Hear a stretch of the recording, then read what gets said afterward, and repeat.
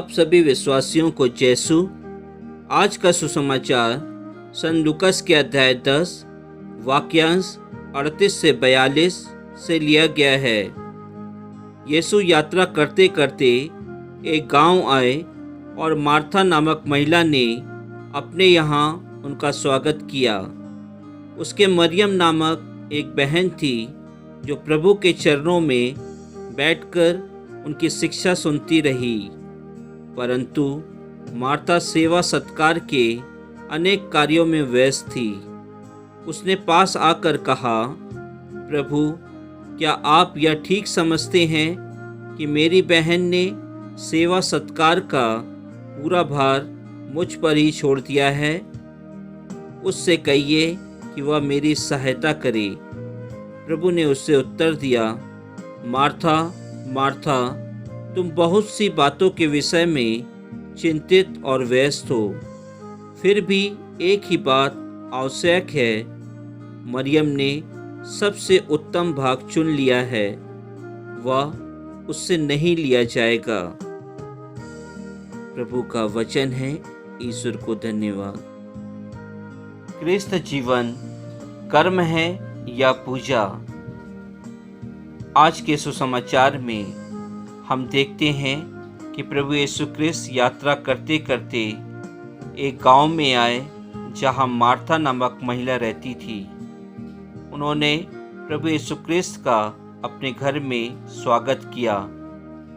उनके साथ उनकी बहन मरियम भी थी जो प्रभु के चरणों पर बैठकर उनकी शिक्षा सुन रही थी। क्रिस्त में प्यारे भाई और बहनों, आज के सुसमाचार को यदि हम मनन चिंतन करें तो हमें मालूम होता है कि प्रभु यीशु क्रिस्त के करीबी दो बहनें प्रभु यीशु क्रिस्त का स्वागत किस प्रकार करती हैं। आज के सुसमाचार में दो पहलुओं पर प्रकाश डाला जाता है, एक कर्म और एक पूजा। कर्म और पूजा हम एक साथ नहीं कर सकते।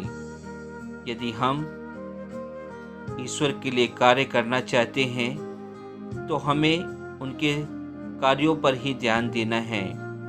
जैसा कि मार्था ने प्रभु यीशु क्रिस्त के आने पर उनको खुश करने के लिए उनके लिए कई प्रकार के भोजन का आयोजन किया, उनके लिए कई प्रकार की वस्तुओं बनाएं ताकि वे खाकर उनका तारीफ कर सकें।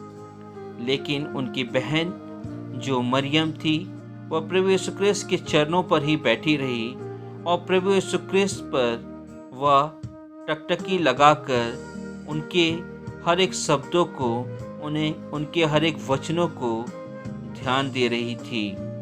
वह यह अनुमान लगा रही थी कि वह अपने स्वर्ग में अपने प्रभु यीशु क्रिस्त के साथ में हैं।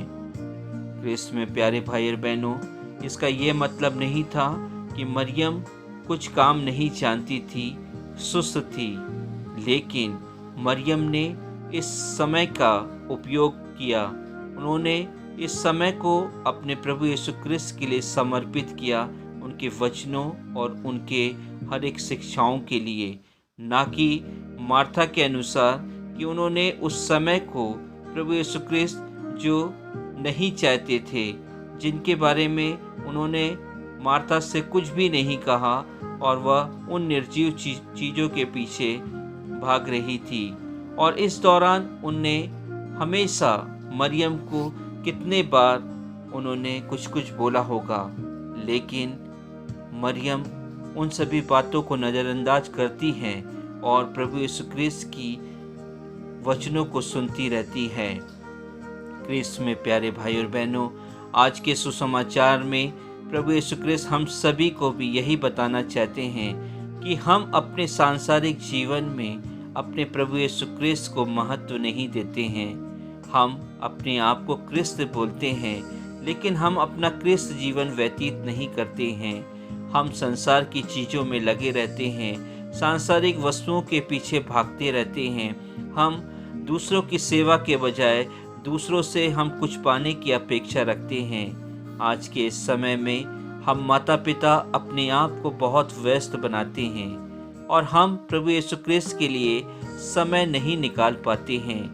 बच्चे आज अपनी कक्षाओं में, अपने ट्यूशन्स में अपने आप को व्यस्त करते हैं और प्रभु यीशु क्रिस्त के लिए समय नहीं निकाल पाते हैं। क्रिस्त में प्यारे भाई और बहनों, यदि हम अपने जीवन में जितने भी व्यस्त क्यों ना हों, हम सभी को मरियम के समान प्रभु यीशु क्रिस्त के चरणों में बैठना है, उनके साथ अपना समय व्यतीत करना है, ताकि हम प्रभु यीशु क्रिस्त के साथ उस स्वर्ग की कामना कर पाएं जो स्वर्ग में प्रभु यीशु क्रिस्त आज बैठे हुए हैं।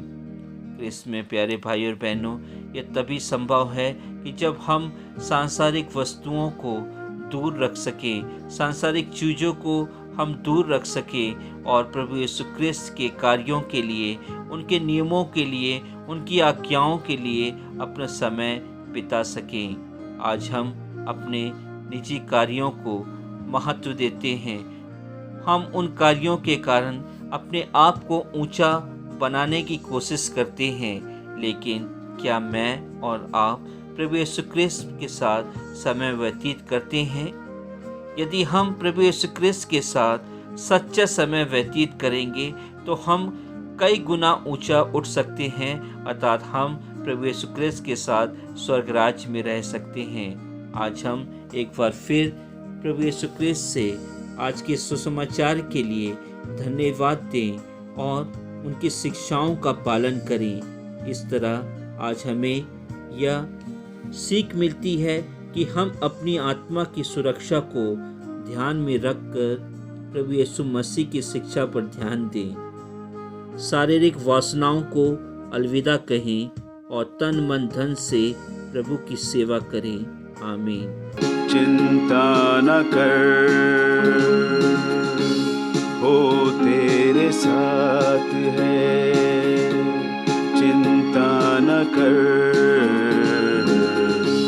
वो तेरे साथ है। आंधिया तुझे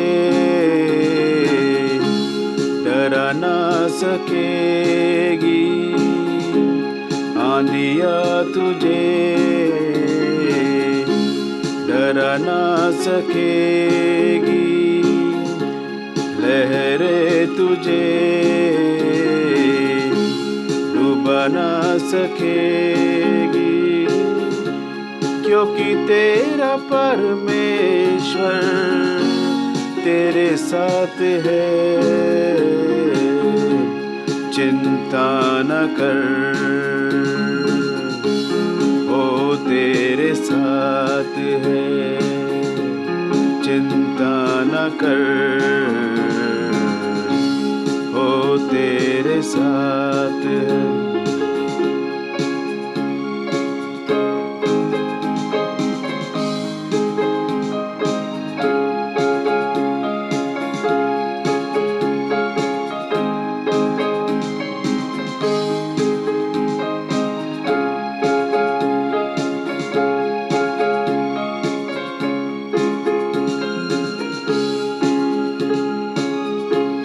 जीवन की राहों में हालात यूं होंगे, सूझेगा ना कुछ भी जब द्वार बंद होंगे। जीवन की राहों में हालात यूं होंगे, सूझेगा ना कुछ भी जब द्वार बंद होंगे।